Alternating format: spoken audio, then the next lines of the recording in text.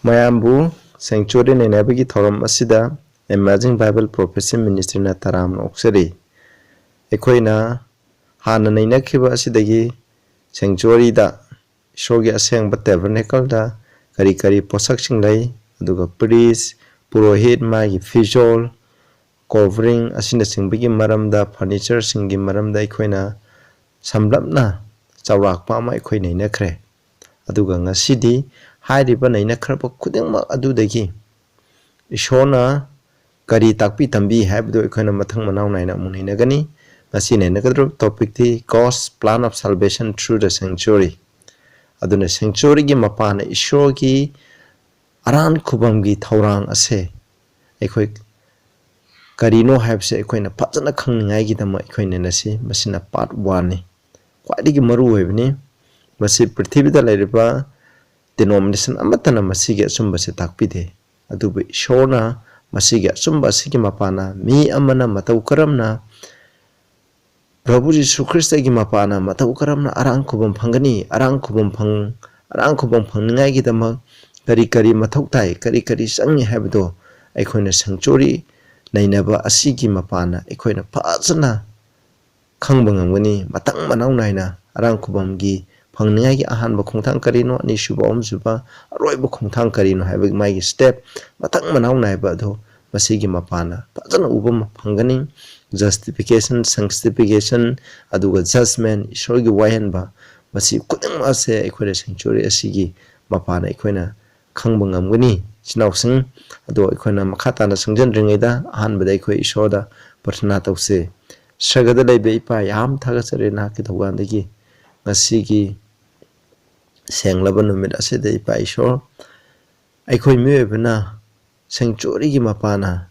ipa Ishor nan lambi khraba Arankhubam gi thourang du karino Arankhubam phangningai ki dam ekoina sakadaba khongthang sing step sing ado thangadaba khongthang sing ado karino haibsi gi maramda ekoi nainagadawri ipa tolamna naidi phakidaba papini aina ngangba khuding monaki nangbagi matung no henbiu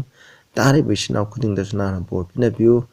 aduga makhoi gi punsitasu hairiba khongthang sing ase induna Arankhubam ado phangba ngamba haibdu henbiu Prabhu Jisu Krista gi mingda khoramjari amen anbada ekoi Psalm 77 gi 13 ekoi masiam tang paminasi sida hai Thy way, O God, is in the sanctuary. O Ishor, nangi lambi di sanctuary manungda lay habni. In the sanctuary manungda. Habdi Ishorgi lambi, ekone Ishor pangadab lambi, matau karamna, Ishorgi lambi habdi ekone Arankhubamgi lambi ase kadaida pangi, habda Ishorgi aseng mapam, sanctuary asida pangi habni. Who is so great a God as our God. Aikoigi Ishorgumna sahauba asuk chauba Ishor ama laibra haimne uai haimne aduna aikoigi Ishor de asuk matik chawi aduga magumna sahauba Ishor ama laibra haimne aikoina John 14 gi 6 ta hai Prabhu Jisu na mangonda haiki aina lambi aduni asumba adusni ahingba adusni mi kana ambatana ipaigi manakta aigi mapan natana sangba ngamde hai Jesus na haibni I am the way the truth and the life no man cometh unto the Father but by me aigi mapan natana mi kana amtana ipaigi manakta sanba ngamde aina lambi aduni karamba lambi aikoi Arankhubamgi lambi achumba lambi aduga ahingba phangba lambi ado Prabhu Jisu Kristne aduna ikoina ahingba punsi phange haragati masini habisneba aduna Psalm 77 gi 13 ga John 14:6 ga sangnaba matamda ikoina kange madudi aikoina ipa ki manakta satningai gi dama haibadi Arankhubam phangningai gi dama ipa gi manakta lainingai gi dama amatta ngairaba lambidi kadaidagi uba phange Ishorgi sanctuary da phangeba maduna ikoina sanctuary asuba ikoina God's GPS harikasu ikoina khangnabe hai habdi gospel plan of salvation haibne ikoina Ishorgi apawgi Arankhubamgi thourang ase karino haibse masidagi ikoina khangba khangani haina ikoina mapum ama location ama da satke habdi ikoina GPS sam darka lai admai tuduna ikoina Arankhubam Ishorgi manakta hayang Prabhu go loinana sargada lomba naidana punsi phange adugumba ishorgi lambi ado chatlaga ishorbu phangge haiba taragadi masigi amatang hairaba upaide sanctuary asne masigi dama masi phangningai gi dama Israel masasna makoibu hena bhap taningai gi dama ishona lamangda sanctuary ase pirambane aduna Exodus 25 ki I9 da hai ko makoina aigi dama asengba mafam ama sasanu aina kaigi dama sadoino habne that I may dwell among them aina makoi gi marakta lainingai gi dama makoina aigi dama asengba mafam ama sasanu habne aduna ishona sanctuary gi mapana Israelite masasingda lamhang chatpa matamda amasung adugi matungda Israel masasingna Prabhu Jisu Krishna tayang panda Prabhu Jisu Krishna course sidri phawba makoi sanctuary ki thabuk thorom sing ase lairameba asigi mapana sum sathaduna lerim adugi matungdagi di hoy hojik Judaism kambuna masi ki thabuk chathari adubu Christian oikraba ikhoine de masi makha tana chathabagi mathau tadre adubu masina taiba asumba parasing adude ikhoine in madar kalai verse 9 daibje according to all that I showed you aina nongonda utkiba adugi matungna matu punama adugi matungna sagadabni after the pattern of the tabernacle haidi tabernacle adugi pattern matungna tabernacle and the pattern of all the instrument thereof madugi tabernacle adugi manungda leriba magi pattersing adugi pattern adugi matungna hamni aduna masida after the pattern of the tabernacle aje masida paliba tabernacle ase sargagi oiba tabernacle haibde sanctuary adubuneba madugi aina nongonda uhanigiba sargagi oiba sanctuary do adugi matung inane na sawaibne madugi manungda laigidaba furniture sing magi posak sing polam khudemak to senggodabne hai adugi Hebrew basimak yengche Paul masamna su iramiko sargada tasengna sanctuary laibra laitabra haibse tasengna lai haibse masine Hebrew gi 8:2-5 hidai ko a minister of the sanctuary Prabhu Jisu Krishna je sanctuary adugi madugi seba tawba purohit high priest khon mamangi hapta da nei nekhre high priest ne habtu neba minister ni of the true tabernacle asengba achumba tabernacle adugi sanctuary adugi with the Lord's speech ishona yungkhatpa not man mina sembana taba ishoma samana linkhatpa ishoma samana semba asengba tabernacle do adugi damak sanctuary neba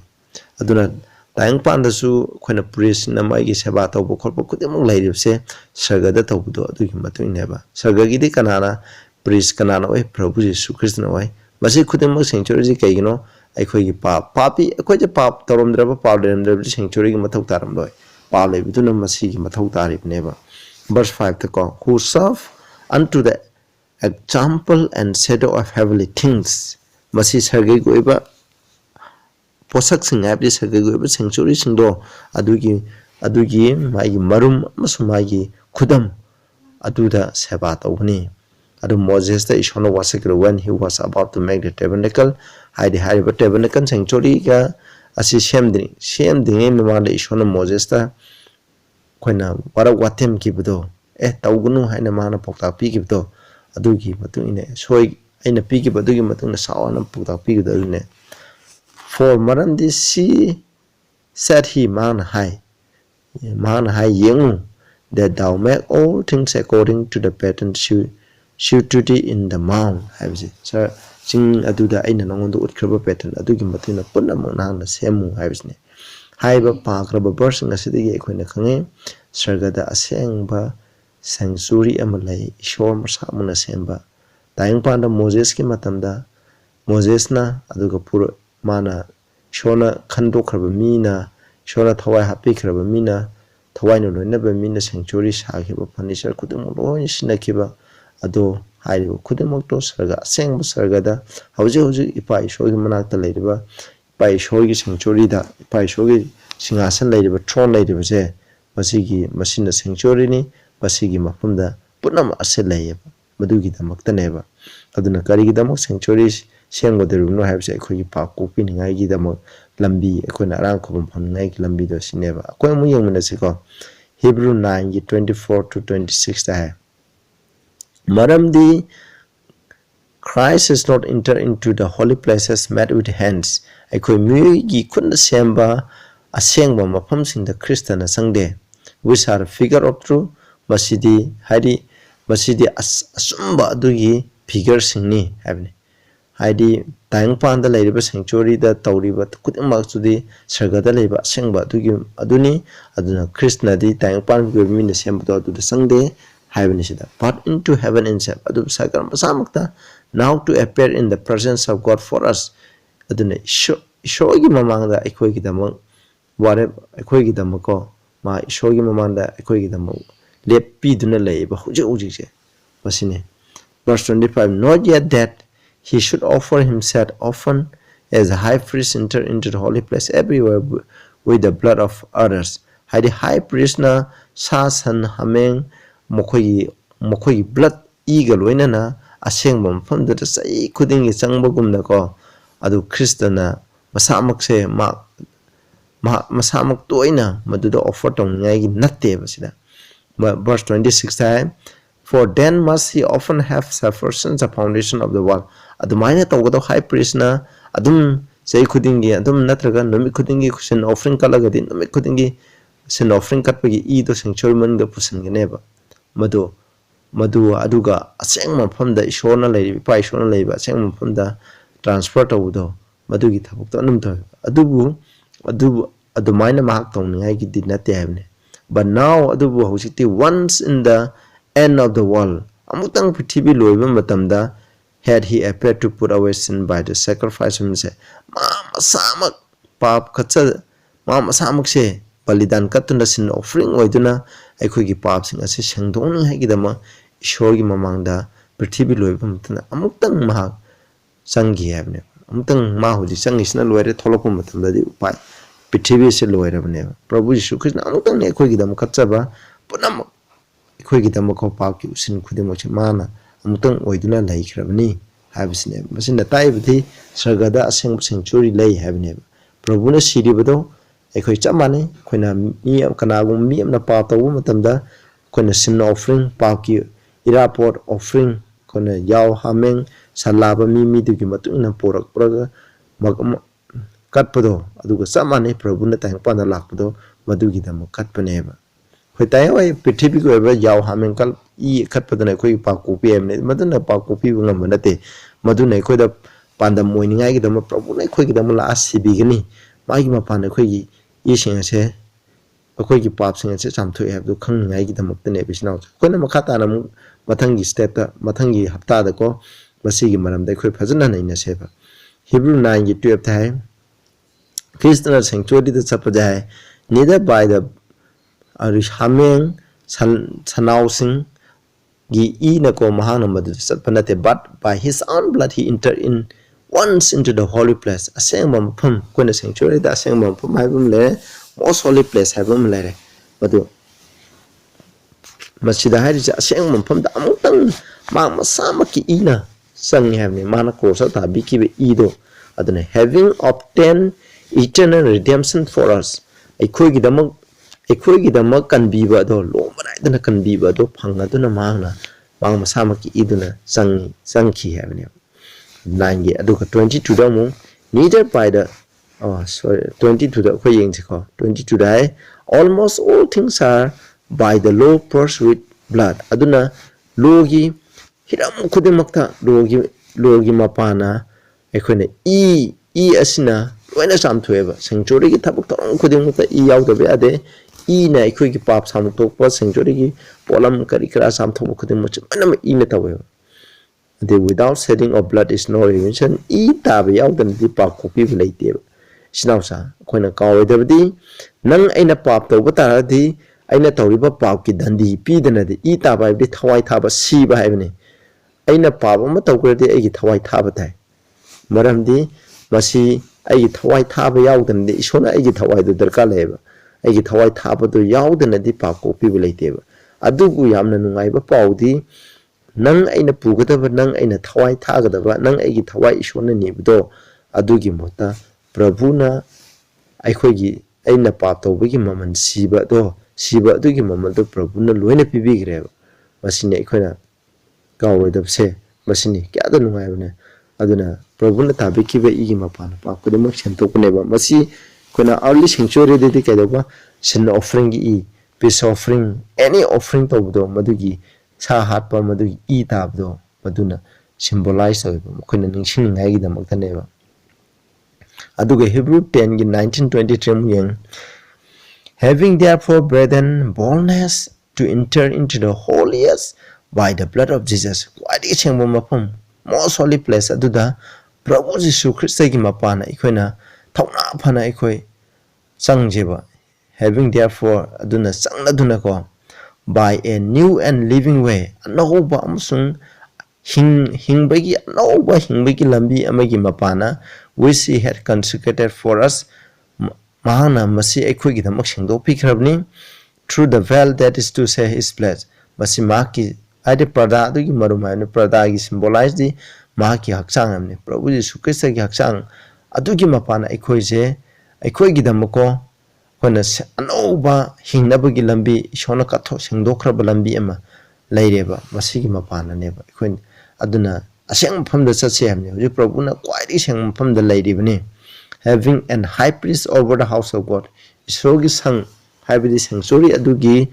purohit mako odo mahana oi Prabhu Jisu Christ na verse 22 da let us draw near with a true heart and full assurance of faith thajaba ki ko choidra haiba mapung phana soidra haiba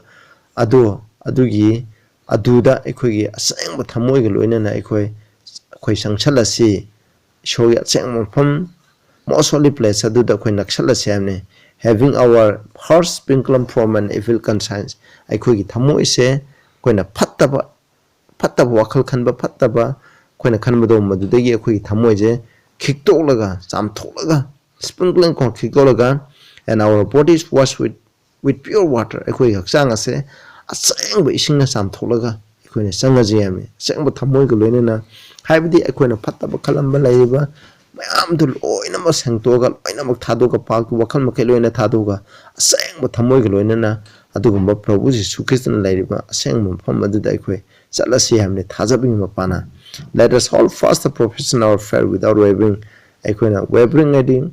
koina ningan na balaitana ekhoi sokta balaitana ekhoi gi thajabagi profession sinpham ase chena pairasi hamne for he is faithful that promise ekhoi the wasakhiba mahakti thajaba yabani habsineba Prabhu ji thajaba yai aduni snapsa ekhoi na thona pana ekhoi huji kedo batai koina ipa Ishworgi manakta ekhoi na Prabhu na ekhoi gi dam wanum dun leiri haibigi asada ekhoi na satsi ko ekhoi huji matam leiribane ekhoi Ishwana kanbibigi matam leiribane aduna ekhoi huji Colossians koina 1 gi koi si amu pamina se Colossians 1 gi 19 to 23 de ko for it pleased the Father that in him should all fullness dwell haidi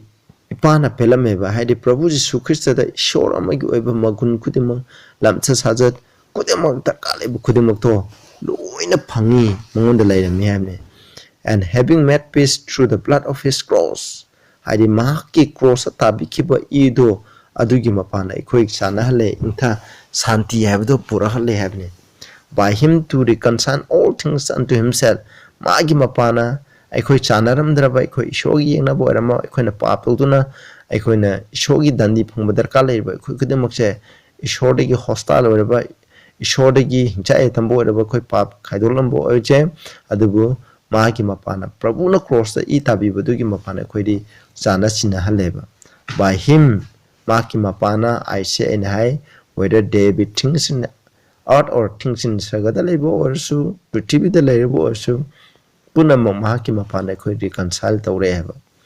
verse 21 that you that were sometime alienated enemies in your mind by the wicked works na khoina phattaba thabak tawigi mapana na khoi gi puning na phattaba thabak tawigi mapana Ishworgi yengnaba oiramba aduga Ishwordagi karim kanda tongan taramba na khoi se oiramba ikhoi se hojiti kedaba yet now had he reconcile hojiti ekhoina Prabhu Jisu Christ gi mapana ekhoi chana china hale haba snapsa ekhoi pap tawduna Ishworgi yengnaba oirame pap tawduna ekhoi Ishwordagi tokhai takhrabneba ekhoina by wicked works haije phattaba pap thabak tawduna habne aduba in the body of his flesh through the death aduba mahaki hakchang da ko mahaki sadong gi hakchang da sibagi mapana to present you holy and unblameable and unreprovable in his sight. Maki miyeng makada ikhoje akhona waro akhona saibinaba leitaba akhona mara leitaba amasung asengbo oina akhoi cutting haigi damaktaneba Prabhu na ikhoje maran yaudana leitana khoi cutting hai kana misna Prabhu da thajar de khoi पाप तो सुखे सुखाई दे मधुना ते को अखोई पाप तो दुना लेरब कमाइना ईश्वरना प्रभुना अखोइबु इपा ईश्वर की मांग असेंग बोइन कटकने सेंग दब पापी एबु करमना प्रभु जिसु इपा ईश्वर की मांग एजे असेंग मने करमनो कटकनी मधु ओइथोक्तबने मधु यादे खुपुना मको मसिने मसिदा 23 दा if you continue in faith grounded and settled नखोइना थाजब अदु जुमफम तारगा मरा सेना को Makatan labor taragadi be not move away from the hope of the gospel. Ishogi apavo paugi asa to the ginakole tokiganu, Satokiganu, Leng Tokiganu, which ye have heard, Masinahana Takrabani.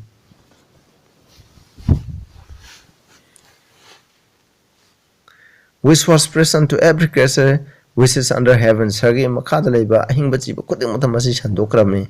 whereof I, Paul, am a mad and minister, but see the more as a minister, way crabney have me. Snowsing, Kata Paza crabno, but she could him sanctuary in Mapanani. I can arrive text up efficient 512. Madam Maduna, Nakoi Christa Matung in Bamia Moina, Nungshirabe Snowsing, Christa Matung and Bamia Moina, Matung on Bami, Oyu, Shirabe Snowsing walk in love, Nungshiba the Salu have been Nungshiba lay having. As Christ also has loved us. Christian and had given himself for us an offering and a sacrifice to God for a smelling savor. Lainam amoina Christiana Masamapu shoda katokibdo mana sacrifice when a katokibdo Masama katokibdo adugumna ekoikyo ekoishu oi she heavenly. Then ekoichu shina see heavenly. Nungsiba have say amna maru is now sang masini aduna prabuna ikhogida sacrifice oi bigramni is now sa koina hoje picture asi aroi bigi picture asi dana koina yengbio aikona sanctuary shogi sanctuary gi an bada aikona altar of sacrifice ogini aikona first sanctuary gi aikona door thong do lalaga sangbam da mai court manung da leiba matamda aikona karigani mai court data legina altar of sacrifice masini Masida Tauri Batabak Tom Kudimase, Aikona Arankhubam gi quite ahan badarkaleba, thourang do masneva. Adugi matang the lever laterani, lever habits de Kona Kudengumba parta malerani, maside shing hapaneva. Heidi sanctuary, Manunda, most holy place, Manung the Sangding Ematanda Puredina, Masida Makong Makuto Pazana Sam Tokudina Amot Pulavia deva. Amot Pahek later by Masang Matam the Shira never. Maduni masina ani shubni ko levers na ani shubni aikoina Arankhubam gi most holy place ki mafam da aseng mafam ishor mafam da satkhay tadi aikoina ising je darka laiba khoi cham thokpa nongno pokpa baptism lawba regeneration tawse darka laiba aduga masige mathang dai khone singchor manung changi matam da table of shewbread oirani hengo masini mathang na khani madudagi candlestick laire adudagi altar of incense like golden atalere masigi matunda pada lerani pada je phau kanda agop kabenan haibse urani masida agop kabenan asida asigi upu asigi mathakta mercy lerani haibdi ishogi phambala to leragani ishogi phambana hege manungda upu sigi manungda 10 commandment adu leraneba hamasina taibdi 10 commandment ishogi laiba khudi moche 10 commandment salai dibni haibdu masineba masida ikoina mathangdi yengchiko kuna justification sanctification ajo hariba sanctuary gi series asigi mapana ikhoina iralaina uba phangani mathangda ikhoina chala sing asigi disda lorse aduna ishob thaga sis nausun ikhoina sanctuary se phajana naina sin khoi hebrew phajana pabi hebrew lairita masigi maramda su phajana iribani madugi mapana ikhoi gi Arankhubam se phajana khangani mi kyamromna aran batakpi bse masidagi so singdolaga ikhoi isamo proper issue la pui tam kamaina tholang thogani haibdo ikhoina phangba nganguni tabriba mayam de shon bhukibo shino patna dawse sagada lebe payam thaga chare na sanctuary asigi mapana ikhoi karamna na ipa ishona ki manata sangani ꯑꯩꯈꯣꯏꯅ ꯇꯧꯈ꯭ꯔꯕ ꯄꯥꯞ ꯈꯨꯗꯤꯡꯃꯛꯀꯤ ꯃꯔꯥꯟꯁꯦ ꯀꯔꯝꯅ ꯀꯣꯛꯄꯤꯒꯅꯤ ꯃꯁꯤꯗꯒꯤ ꯀꯔꯝꯅ ꯁꯦꯡꯗꯣꯛꯀꯅꯤ ꯑꯩꯈꯣꯏꯅ ꯑꯔꯥꯡꯈꯨꯕꯝꯒꯤꯗꯃꯛ ꯀꯔꯤ ꯀꯔꯤ ꯗꯔꯀꯥꯔ ꯂꯩ ꯈꯣꯡꯊꯥꯡ ꯀꯔꯤ ꯀꯔꯤ ꯂꯧꯈꯠꯀꯅꯤ ꯍꯥꯏꯕꯁꯤꯒꯤ ꯃꯔꯝꯗ ꯉꯁꯤ ꯑꯍꯥꯟꯕ ꯑꯣꯏꯅ ꯈꯤꯇꯪ ꯁꯦꯡꯆꯨꯔꯤꯒꯤ ꯃꯔꯝꯗ ꯈꯔ ꯅꯩꯅꯈ꯭ꯔꯦ ꯑꯗꯨꯅ ꯅꯩꯅꯈ꯭ꯔꯕ ꯑꯁꯤꯗ ꯅꯍꯥꯛꯅ ꯕꯣꯔ ꯄꯤꯕꯤꯌꯨ ꯁꯔꯃꯣꯟ ꯑꯁꯤꯕꯨ ꯏꯄꯥ ꯏꯁꯣꯔ ꯇꯥꯔꯤꯕ ꯌꯦꯡꯂꯤꯕ ꯂꯧꯁꯤꯜꯂꯤꯕ ꯃꯤꯄꯨꯝ ꯈꯨꯗꯤꯡꯃꯛꯇ ꯃꯄꯥ ꯅꯥꯏꯗꯕ ꯕꯣꯔ ꯑꯗꯨ ꯅꯍꯥꯛꯅ ꯄꯤꯕꯤꯌꯨ ꯃꯈꯣꯏꯗ ꯅꯍꯥꯛꯀꯤ ꯁꯔꯒꯒꯤ ꯊꯣꯡ ꯑꯗꯨ ꯍꯥꯡꯗꯣꯛꯄ ꯉꯝꯍꯟꯕꯤꯌꯨ ꯄ꯭ꯔꯚꯨ ꯖꯤꯁꯨ ꯈ꯭ꯔꯤꯁꯇꯒꯤ ꯃꯤꯡꯗ ꯈꯨꯔꯨꯝꯖꯔꯤ ꯑꯥꯃꯦꯟ